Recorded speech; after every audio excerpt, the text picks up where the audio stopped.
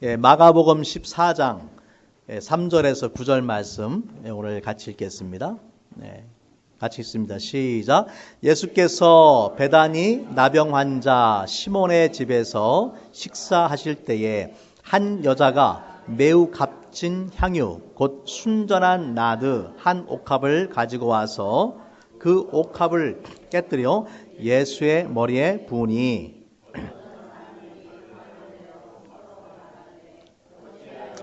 이 향유를 허비하는가? 이 향유를 300데나리온 이상에 팔아 가난한 자들에게 줄 수 있었겠도다 하며 그 여자를 책망하는지라. 예수께서 이르시되 가만두라. 너희가 어찌하여 그를 괴롭게 하느냐? 그가 내게 좋은 일을 하였느니라. 가난한 자들은 항상 너희와 함께 있으니 아무 때라도 원하는 대로 도울 수 있거니와 나는 너희와 항상 함께 있지 아니하니라. 그는 힘을 다하여 내 몸에 향유를 부어 내 장례를 미리 준비하였느니라. 내가 진실로 너희에게 이르노니 온 천하에 어디서든지 복음이 전파되는 곳에는 이 여자가 행한 일도 말하여 그를 기억하리라 하시니라. 아멘. 자리에 앉으시기 바랍니다. 올 초에 첫 번째 신년 예배 때에 하나님을 사랑하라라는 제목으로 함께 말씀을 나누었습니다. 신앙의 본질이 뭡니까? 하나님의 사랑을 경험하고 하나님을 사랑하는 것이 신앙의 본질이에요. 이 사랑의 관계가 이루어지지 않으면 나머지는 아무 소용이 없습니다. 자, 이런 하나님에 대한 그 사랑이 첫 번째 가장 먼저 표현돼야 될 것이 무엇이라고 했습니까?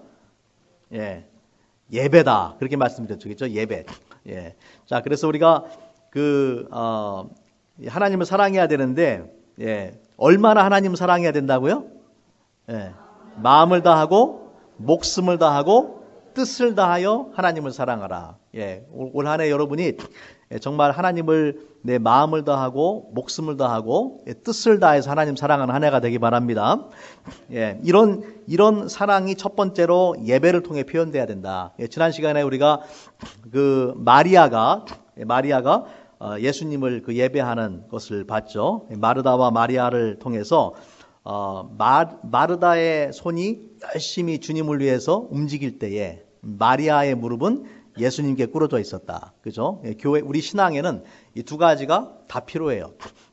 열심히 섬기고 봉사하는 것도 필요하고, 마르다의 손도 필요하고, 예배하는 마리아의 무릎도 필요한데, 중요한 것은 우선순위죠. 무엇이 더 우선순위입니까? 마리아처럼, 예배하는 것. 예수님께서 좋은 편을 택했다. 예수님께서 마르다가 불평을 하는데 마르다의 손을 들어주신 게 아니라 마리아의 손을 들어주셨어요. 주님 앞에 예배하는 것, 그것이 더 중요하다는 것이죠. 우리 교회 표 보시면은 다시 한번 읽어볼까요? 시작. 예수님을 알고 닮고 전하는 교회. 제일 먼저가 뭡니까? 아는 것. 예수님을 전하는 것은요, 그 다음 마지막 단계예요. 가장 중요한 첫 번째는 뭐냐면 예수님을 아는 것. 여기서 안다라는 것은 지식으로만 아는 것이 아니라 우리가 경험적으로 예수님을 만나는 것. 이 경험적으로 예수님을 만나는 가장 중요한 자리가 어디냐면은 예배 현장이란 말이에요. 예배 가운데 하나님의 자녀들이 예배하는 곳에 하나님의 거룩한 임재가 있어요. 그렇기 때문에 물론 이제 혼자 예배할 때도 있지만은 하나님의 임재가 있기 때문에 예배의 자리를 사모하고 예수님을 알기 위해서 힘써야 돼요. 그리고 나서 예수님을 닮고 또 예수님을 전하는 것이죠. 그만큼 이 첫 번째 단계가 첫 단추가 매우 중요합니다. 첫 단추가 잘못되면은 나머지 단추가 잘못되게 돼 있죠. 자, 마리아는 이렇게 하나님을 정말 예수님을 사랑하고 그 사랑함으로 예수님과 교제하고 예배하는 사람이었는데, 자, 오늘 우리가 함께 읽은 그 마가복음의 14장의 본문도요, 마리아에 관한 이야기입니다. 그런데 마리아는 예수님을 사랑해서 예배만 드린 사람이 아니라 예수님 앞에 자신의 삶을 온전히 드리고 헌신한 사람이었어요. 예, 이 모든 것들이 예배를 드리든 헌신을 하든 그 예수님에 대한 사랑에서부터 나오는 것이죠. 예, 그래서 오늘 말씀 통해서 또 다른 그 마리아에 관한 사건을 통해서 어떻게 정말 힘을 다해서 예수님 앞에 헌신하는 그런 인생을 마리아가 살았는가, 예배의 삶뿐만 아니라 이 헌신의 삶을 어떻게 살았는가에 대해서 함께 살펴보기를 원합니다. 자, 오늘 말씀의 그 본문에 보면요, 3절 말씀에 보니까 이렇게 이야기하죠. 예수께서 베다니 나병 환자 시몬의 집에서 식사하실 때에 한 여자가 매우 값진 향유 곧 순전한 나드 한 옥합을 가지고 와서 그 옥합을 깨뜨려 예수의 머리에 부으니, 한 여자가, 여기서는 이름이 나오질 않습니다. 베다니라는 장소가 나오고 그 집이 누구의 집이에요? 시몬의 집인데 시몬이 어떤 사람이에요? 나병 환자였다. 그런데 이 식사하는 자리, 성경에 보면은 이 밥 먹는 이야기가 참 많이 나와요. 예수님이 식사하는 자리에 한 여자가 매우 값진 향유를 가지고 와서 옥합을 깨뜨려서 예수의 머리에 부었다. 자, 그런데 여기에는 이름이 나오지 않는데 요한복음에 같은 사건을 기록한 요한복음 12장의 1절과 2절 말씀을 보면은요, 이렇게 기록되어 있습니다. 6월절 엿새 전에 예수께서 베다니에 이르시니. 자, 좀 더 이제 이 두 가지 말씀을 오늘 좀 같이 볼 텐데 이 두 가지를 봐야지 정확한 그림이 나와요.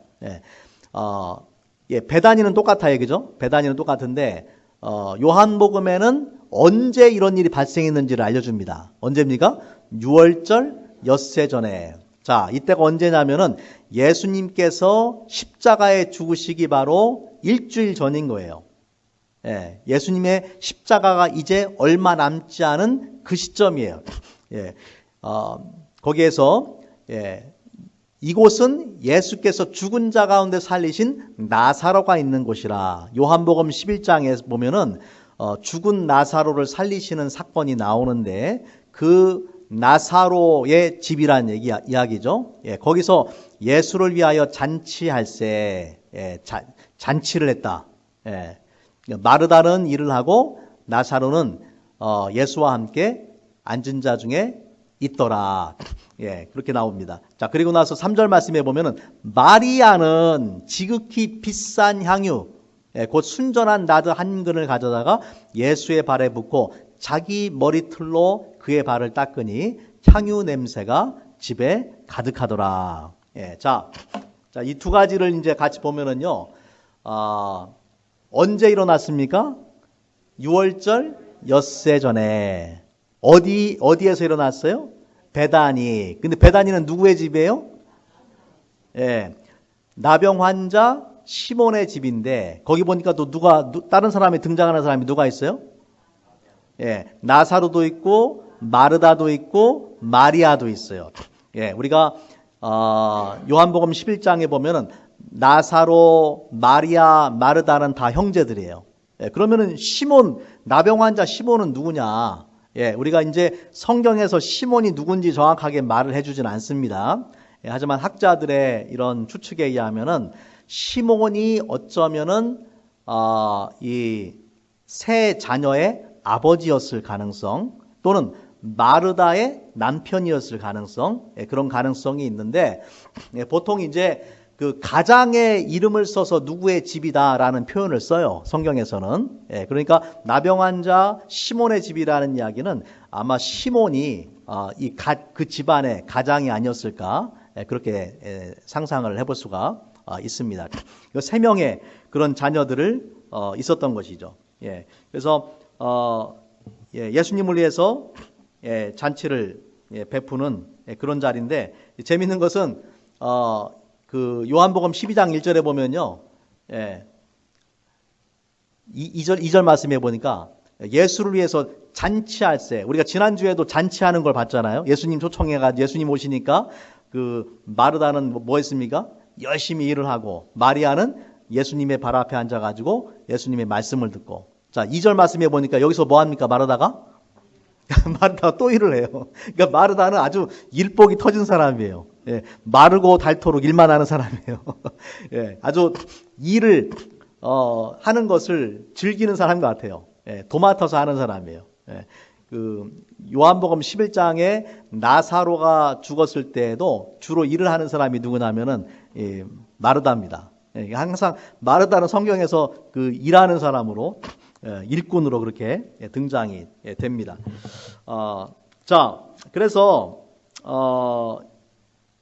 오늘 말씀해 보니까 이 마리아가 어떤 행동을 했는가? 식사를 하고 계시는 그 예수님께 나와서 향유를 오늘 말씀해 보면은 돌아가겠습니다.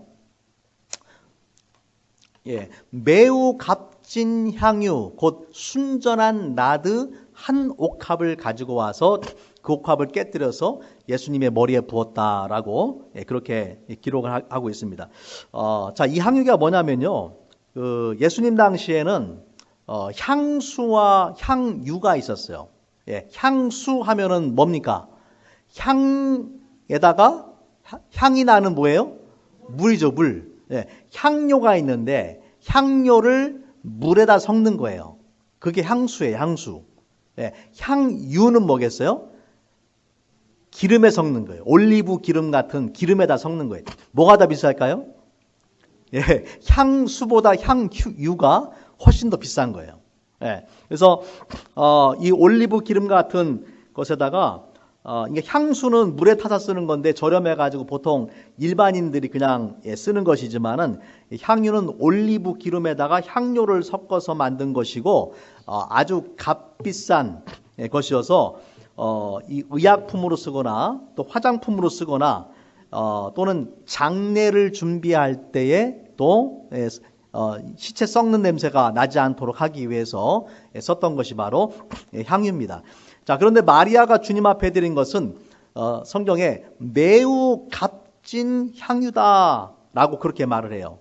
또 순전한 나드다 그렇게 말하는데 여기서 순전하다라는 말은 불순물이 전혀 섞이지 않은 진짜 100%라는 그런 말입니다. 그러니까 참기름도 진짜 참기름 있잖아요. 가짜 참기름 있잖아요. 순참기름 뭐 이런 거 있잖아요. 마찬가지로 순전한 나드, 100% 나드 향인데 이 나드 향이 학자들이 연구를 해보니까 유대 땅에서는 나드가 나질 않아요. 이런 나드라는 식물이 나질 않고 어디에서 나왔냐면은 북인도와 히말라야에서 나는 그런 식물이에요.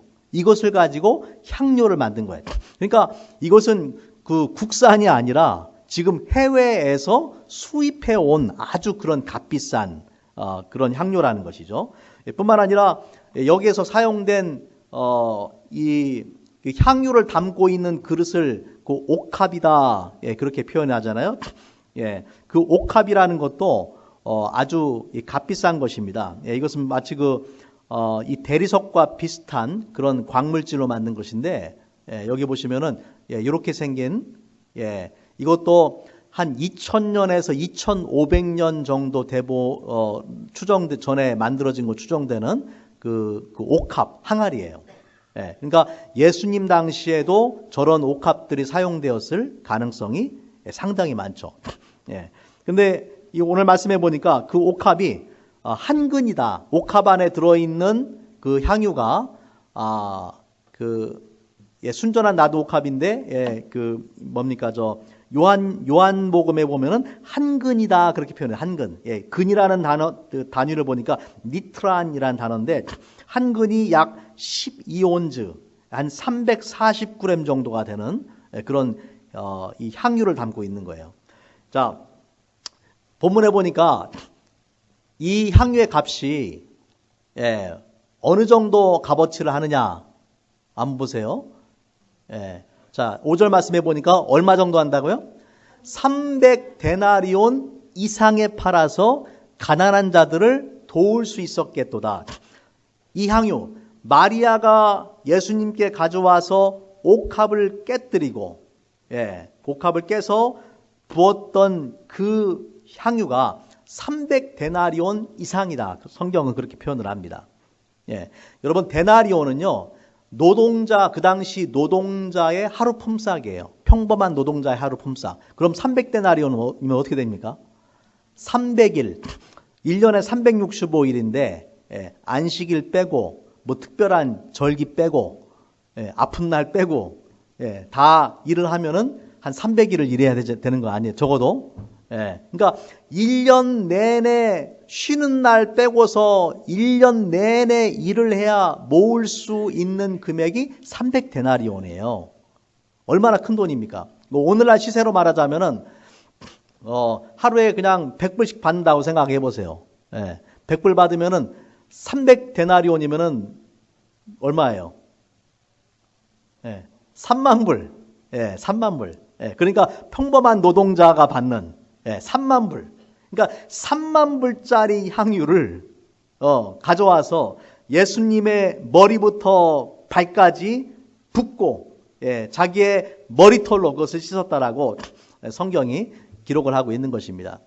예수님께서 이 데나리온이 얼마나 큰 가치를 300데나리온이 얼마나 큰 가치를 가지고 있는가를 보여주는 다른 그 구절을 보면은요. 오병이어의 기적이 일어났을 때에 예수님께서 제자들한테 뭐라고 말씀하세요? 너희가 먹을 것을 사서 주어라. 거기 모인 사람이 남자 성인만 5,000명, 아이들하고 여자들까지 포함하면은 10,000명 이상이에요. 그때에 제자들이 뭐라고 말하냐면은 200데나리온은 있어야 됩니다.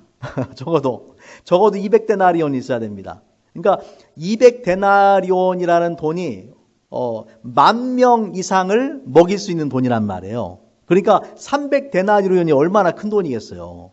상상을 한번 해보세요. 그만큼 어마어마하게 비싼 그 해외에서 수입해서 온 순전한 나드 그 한 근을 예수님 앞에 기꺼이 그렇게 드린 것입니다.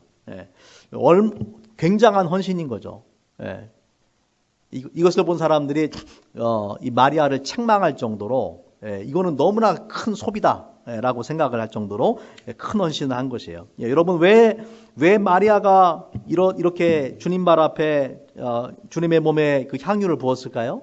왜 이런 아주 굉장한 그 헌신을 어마어마한 헌신을 했을까요?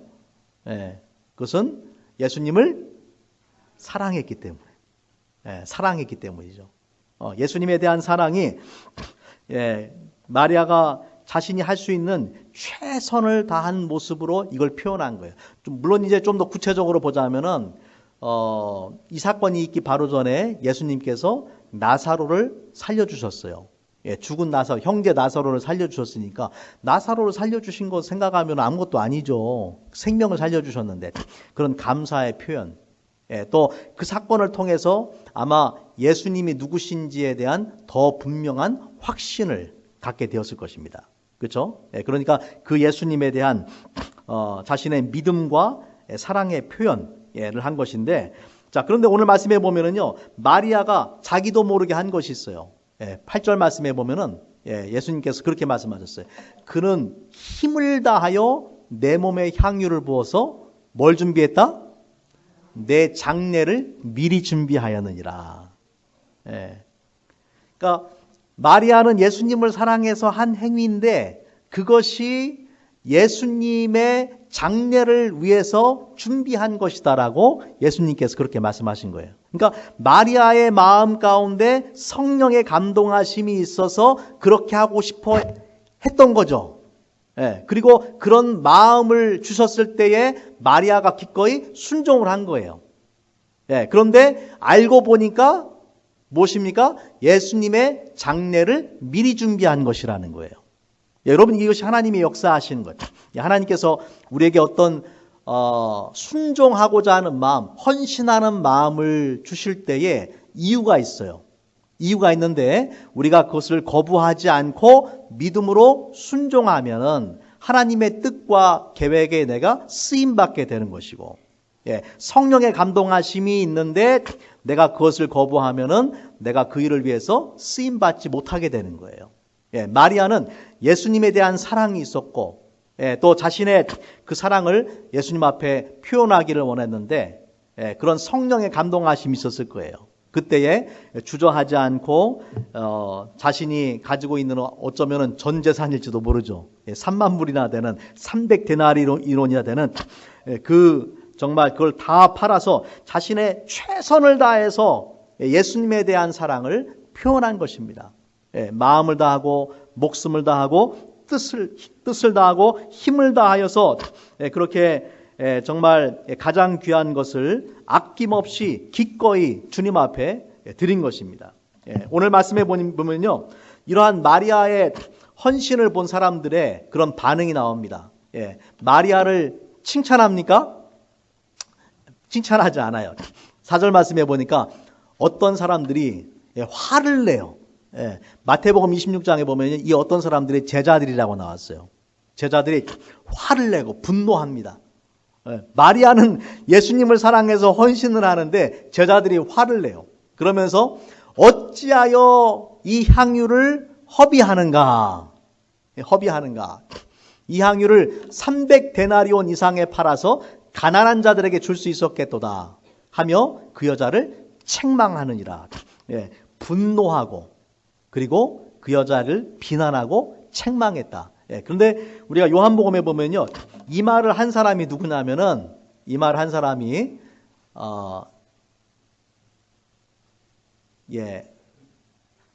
누굽니까? 가룟 유다입니다. 가룟 유다가 4절 잠깐만요.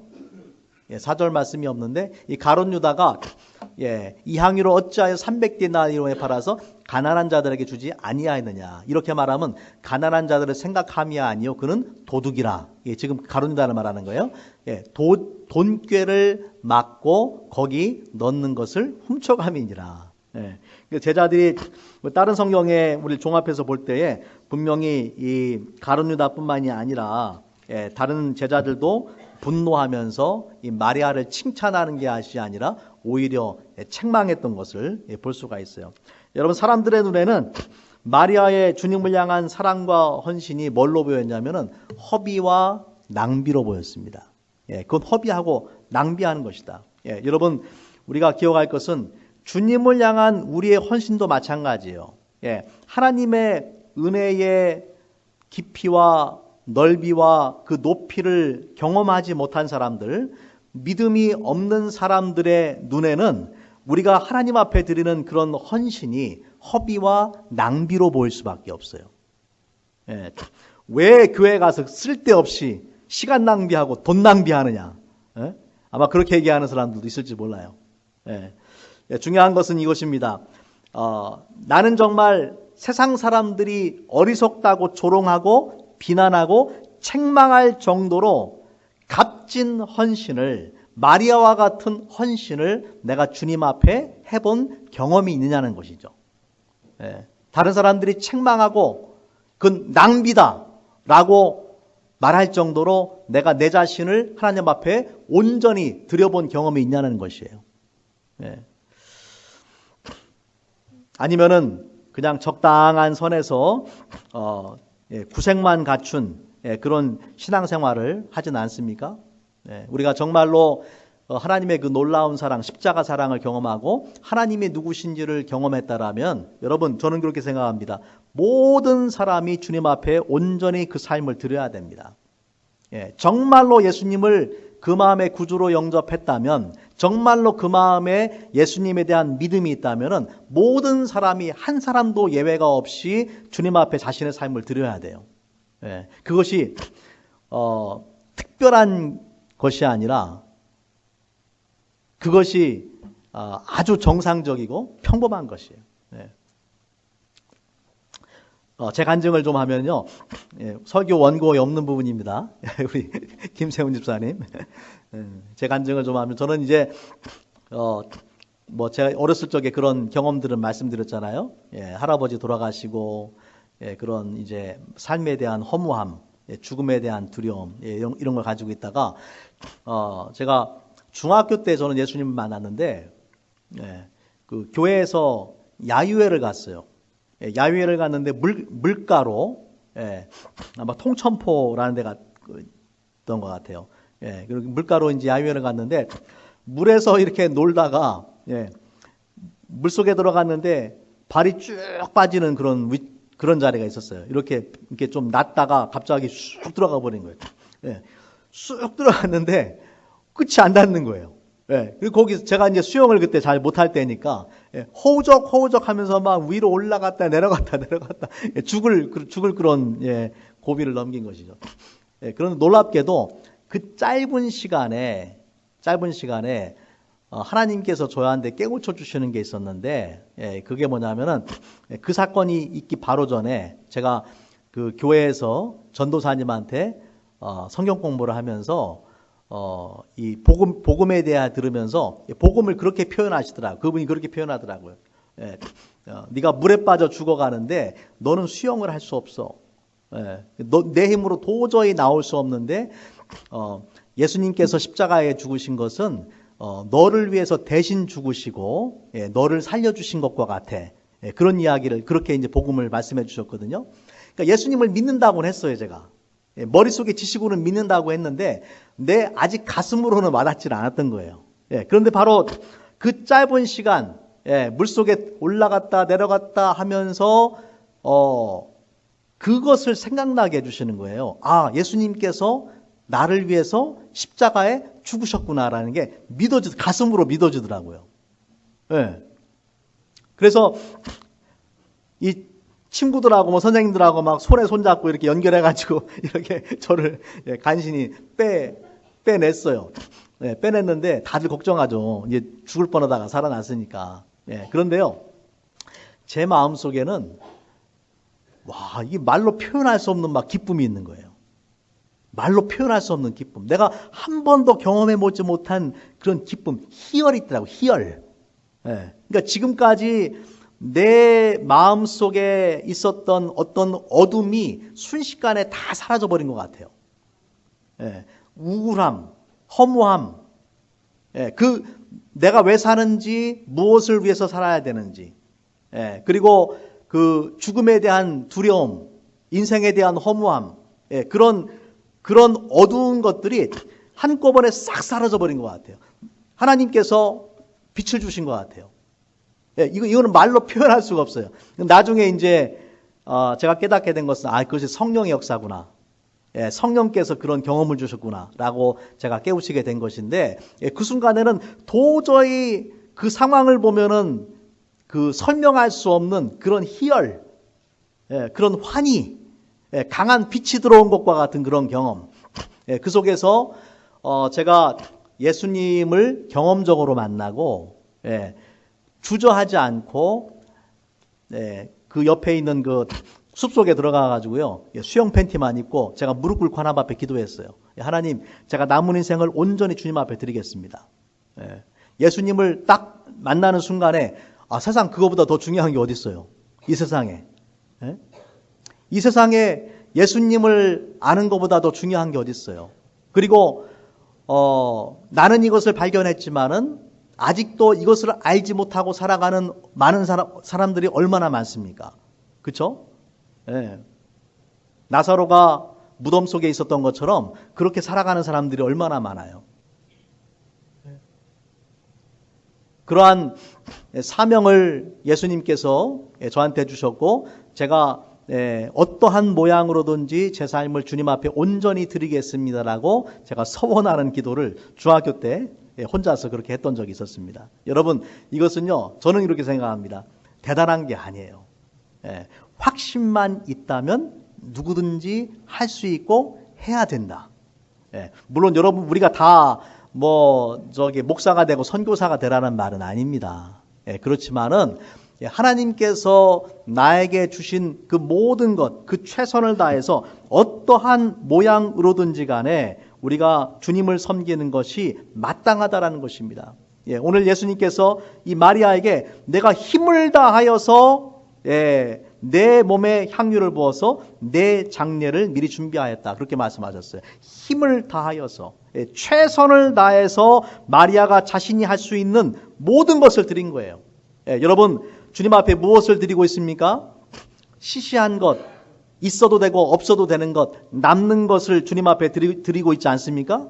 예, 주님은 여러분이 그런 거 가져오는 거를 기뻐하지 않으세요. 예, 시시한 것, 남는 것, 쓰다 남은 것들, 예, 그것을 기뻐하지 않으세요. 주님이 원하시는 것은 우리의 최선, 최고를 원하세요.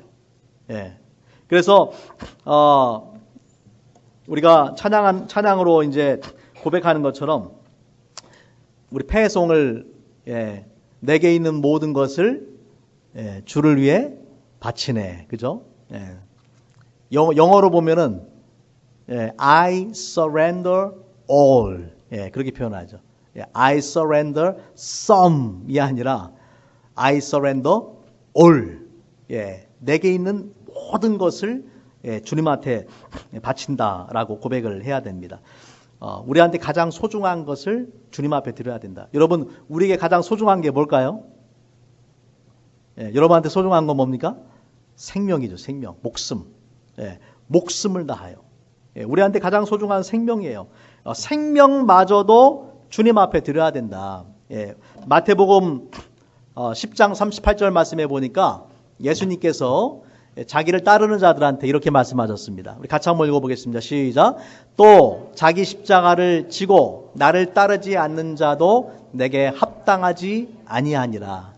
자기 목숨을 얻는 자는 잃을 것이요 나를 위하여 자기 목숨을 잃는 자는 얻으리라.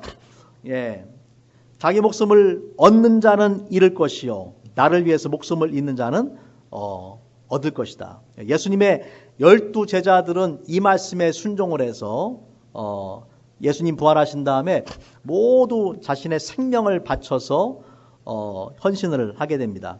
교회 그 역사에 의하면은 사도 요한만 늙어서 자연사했어요. 나머지는 다 순교를 했습니다. 순교를 통해서 했고, 또 우리가 교회사를 통해서도 수많은 사람들이 자신의 생명을 바쳐서 복음을 전했고, 그러한 순교자의 피가 있었기 때문에 저와 여러분에게도 복음이 들려지게 된 것이고 우리가 구원받고 하나님의 자녀가 된 것입니다. 사도행전 20장 24절 말씀, 사도 바울의 고백입니다. 같이 한번 읽겠습니다. 시작. 내가 달려갈 길과 주 예수께 받은 사명 곧 하나님의 은혜의 복음을 증언하는 일을 마치려 하면은 나의 생명조차 조금도 귀한 것으로 여기지 아니하노라. 바울 사도가 내 생명도 귀하지 않습니다. 주님의 은혜의 복음을 증거하는 일, 주님이 주신 사명, 그것을 감당하기 위해서 나의 생명도 조금도 귀하지 않습니다. 라고 분명히 그렇게 고백을 했습니다. 우리가 어떤 헌신을 해야 되느냐? 하나님 앞에 모든 걸 드려야 되는 거예요. 그게 지극히 정상적인 거예요. 생명을 드릴 수 있으면은 시간과 물질, 재능, 우리의 경험, 모든 것들을 드릴 수가 있습니다. 그리고 우리가 그렇게 드릴 수 있는 이유는 주님은 우리에게 그런 것들을 요구하실 수 있는 충분한 자격이 있으신 분이세요. 여러분, 이게 믿어지지 않으면 아직 여러분의 신앙이, 여러분의 믿음이 없는 거예요. 주님이 왜 우리에게 이런 걸 요구할 자격이 있어요? 우리를 만드신 분이고 우리를 죄에서 구원하신 분이, 우리에게 자신의 생명을 내어주셔서 우리에게 영원한 생명을 주셨기 때문에 이 믿음이 있으면은 우리가 그 하나님의 놀라운 사랑과 은혜를 경험하면은 우리가 누가 하나님을 사랑하라고 하지 않아도 사랑하게 되는 거예요. 그런데 이 믿음과 확신이 없으면 안 돼요. 안 되는 거예요. 그러니까 나는 아직 주님 앞에 드리는 게 아까워. 나는 주님 앞에 드리는 내 삶을 그렇게 드릴 수 없어. 라고 생각된다라면은 무엇을 여러분이 살펴봐야 되냐면은 내가 정말로 예수님을 내 마음의 구주로 영접했는가, 그 믿음을 점검해 보셔야 되는 거예요. 정말로 내 모든 것을 주님 앞에 드리는 것이 정말 값어치 있는 삶인가, 그것을 생각을 해보셔야 되는 것입니다. 존 패턴이라는 선교사님이 계셨어요. 존 깁슨 패턴. 뭐 1824년부터 1907년이니까 뭐 지금부터 100년 전에 100년 전에 계셨던 100년도 넘게 전에 계셨던 그런 스코틀랜드의 목사님인데, 이분이 식인종들이 우글거리는 남태평양의 뉴 헤브라이디스라는 그런 군도에 가서 복음을 전하러 갔습니다. 특별히 그 섬에서는요, 그 섬들에서 20년 전에 2명의 선교사들이 갔다가 이 식인종들한테 잡혀가지고 죽음을 당했던 그런 곳이에요. 많은 사람들이 존 패턴 그 목사님을 말렸습니다. 거기 가면 죽습니다. 그러면 한 노인이 울면서 호소합니다. 거기는 식인종들이 득실되는 곳입니다. 목사님도 거기 가면 죽습니다. 말렸어요. 그래도 패턴 목사님이 그 노인에게 그렇게 대답을 했습니다. 딕슨 씨, 그분의 이름이 딕슨이었던 모양이에요. 딕슨 씨, 머자나 딕슨 씨도 가지고 있던 모든 것을 남겨둔 채로 무덤에 들어가게 될 것입니다. 거기서는 벌레들이 시체를 뜯어먹겠지요. 주님을 섬기다가 죽는다면 벌레가 먹든 식인종이 먹든 무슨 차이가 있겠습니까? 마지막 때가 되면은 딕슨 형제님도 나도 그리스도처럼 깨끗한 몸으로 부활하게 될 것입니다. 이런 말을 남기고 33살 때에 존 패턴 목사님이 아내와 또 갓난 아기를 데리고 헤브라이디스 군도에 들어갔습니다.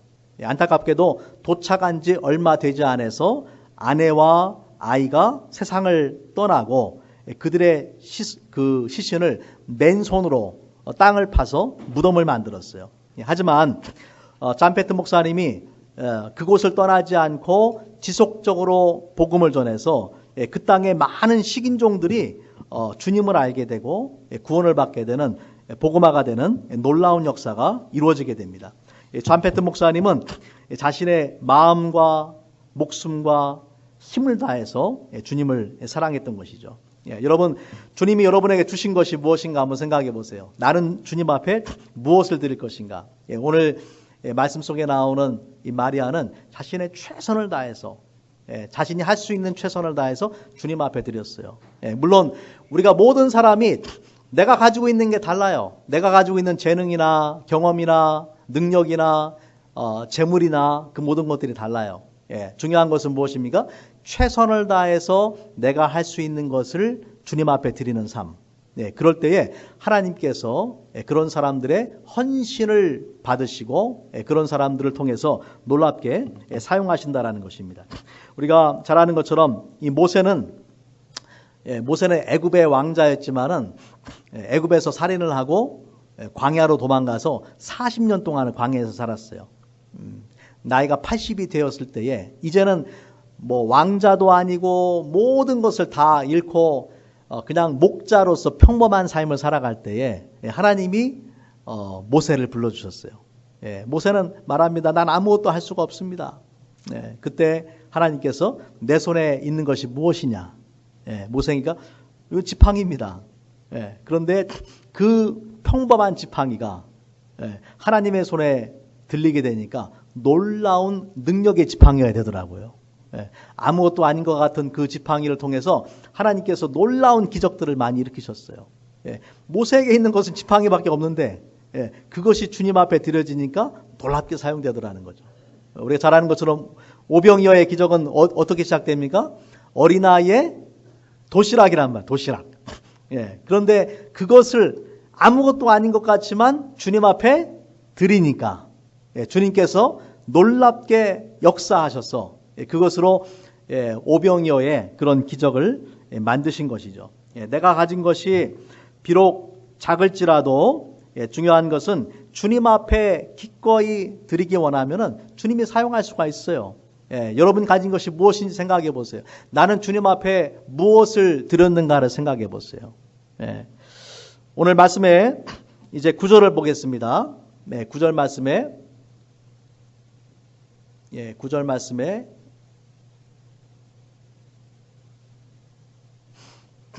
이렇게 말씀을 합니다. 내가 진실로 너희에게 이르노니 온 천하에 어디서든지 복음이 전파되는 곳에는 이 여자가 행한 일도 말하여 그를 기억하리라 하시니라. 지금 제자들과 다른 사람들은 이 여인에 대해서 비난을 하고 책망을 하고 분노했는데 예수님께서는 마리아를 칭찬하시고 또 마리아가 행한 일이 온 천하 어디든지 복음이 전파되는 곳에 기억될 것이다 라고 이야기합니다. 그리고 이 말씀처럼 전 세계 모든 정말 그 복음이 선포되는 곳마다 이 여인의 헌신이 기억이 되고 오늘 바로 이 시간에도 예수님의 이 말씀처럼 우리가 이 마리아의 헌신을 같이 함께 기억하는 그런 시간을 갖게 되는 것이죠. 여러분 마음을 다하고 목숨을 다하고 뜻을 다해서 하나님 사랑하시기를 바랍니다. 내게 있는 모든 것을 주님 앞에 드려도 그것은 허비나 낭비가 아니라 그것이 바로 가장 영광스러운 삶이다. 가장 축복된 삶이라는 것을 믿으시기를 바랍니다. 같이 한번 우리 기도하겠습니다. 이 시간 말씀을 기억하면서 우리 이 마리아의 헌신에 대해서 다시 한번 여러분 묵상해 보시기 바랍니다. 마리아는 예수님을 사랑하고 또 주님의 은혜에 감사한 마음으로 자신의 최선을 다해서 주님을 섬겼어요. 마리아가 그 향유를 옥합을 깨뜨려서 향유를 부었을 때에 그 향기가 그 온 방 안에 충만하게 그렇게 퍼졌을 것입니다. 그 마리아의 향기가 헌신의 향기가 바로 이 시간 오늘날까지도 복음이 선포되는 모든 곳에 그 향기가 전파가 되고 있습니다. 나는 주님 앞에 지금까지 무엇을 드렸는가? 주님께서 원하시면은 나는 무엇을 드릴 준비가 되었는가? 오늘 말씀 앞에 다시 한번 우리의 신앙을 돌아보고 오늘 정말 말씀대로 주님께서 원하시면은 내 생명도 드릴 수 있는 그러한 믿음의 사람이 될 수 있도록 같이 한번 우리 기도하기를 원합니다. 같이 한번 기도하겠습니다.